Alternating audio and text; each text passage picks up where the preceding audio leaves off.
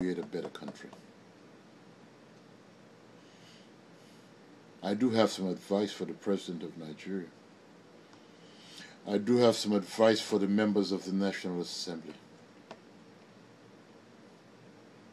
The first thing you need to do is stop trying to devise ways to steal from our nation.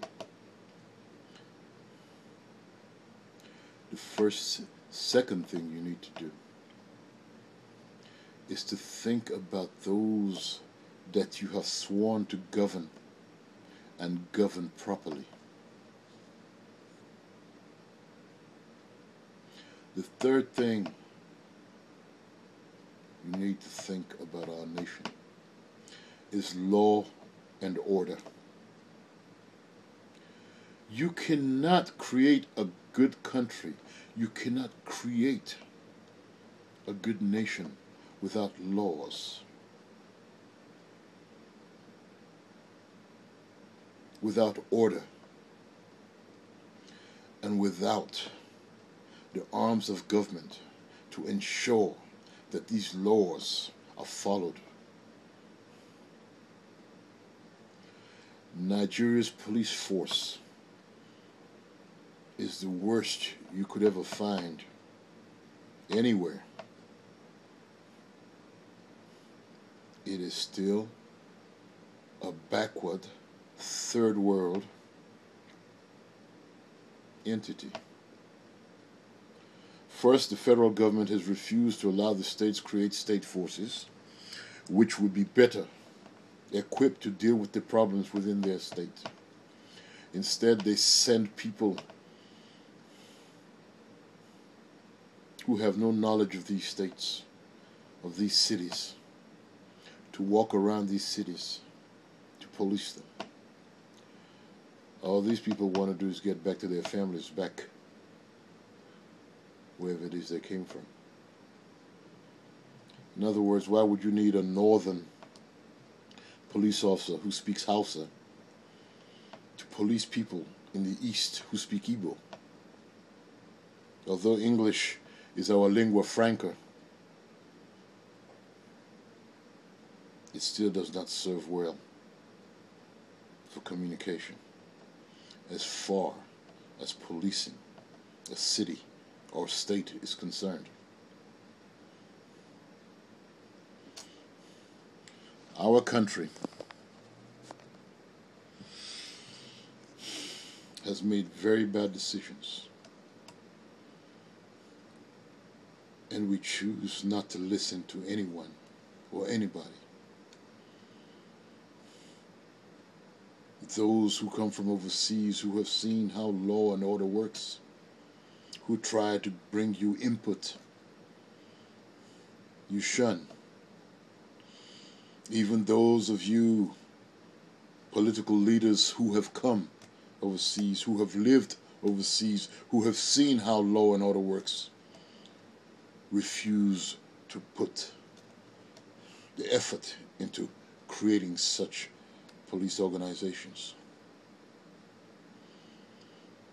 While the members of the National Assembly have made themselves comfortable living on 25% of Nigeria's domestic budget, we have ill-equipped police officers who do nothing for our nation. Illiterate, uncouth, bad-mannered, extortionists. This is what we have for police officers in our country. We need educated police officers to start out. We need college graduates, well paid as police officers, well equipped as police officers, police cars, radios, and presence in our society. Policemen in Nigeria have no earthly idea what they're doing as policemen. As far as they're concerned, it's a job that gives them power to extort money from others, to murder and kill others without provocation.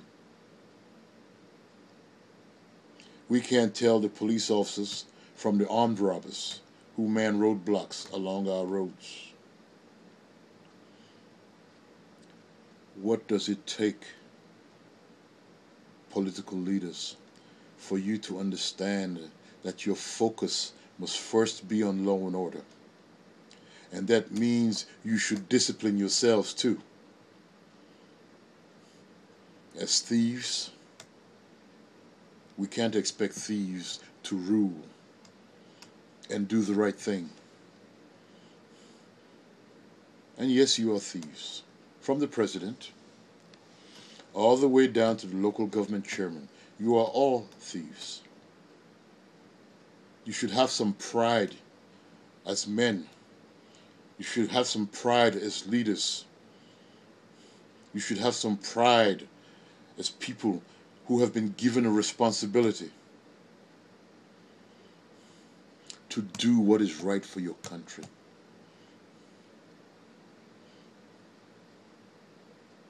How can anybody do what is right when its own leaders will not? There is no accountability for Nigeria's money.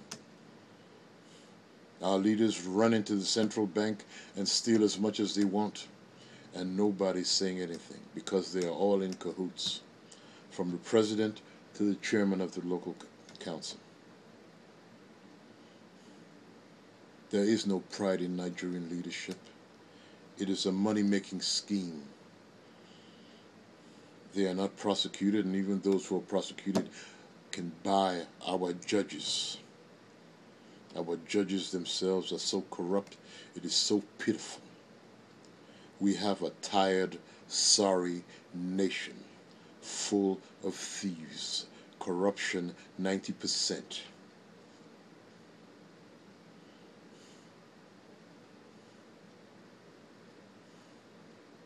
But again, Mr. President, for you to achieve anything, you must achieve a proper security organization, proper police forces, and if possible, allowing the states to create their own police forces so they can start to police their own states, their own communities.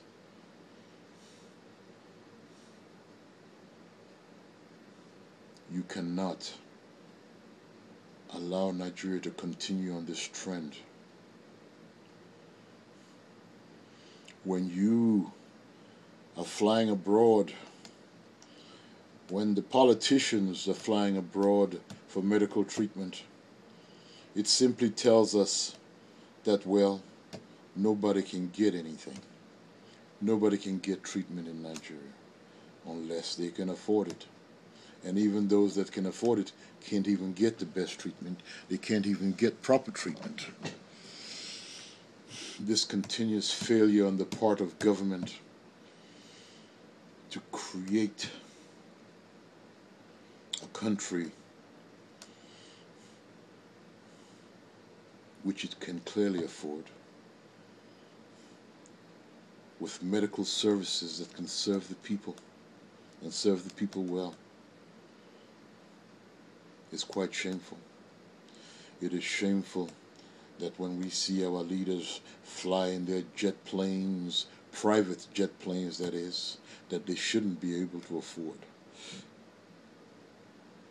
overseas to get treatment, while the rest of Nigeria is left at home with nothing but a bunch of ragtag doctors with no equipment, maybe with knowledge, but no equipment, no medicine. So the people of Nigeria continue to die over small problems, blood pressure,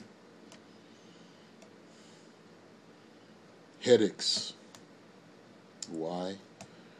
Because our leaders continue to fail to do what is absolutely necessary to create a nation that is civilized in every sense of the word. So far, all Nigeria does is waste money trying to look good around the world, trying to be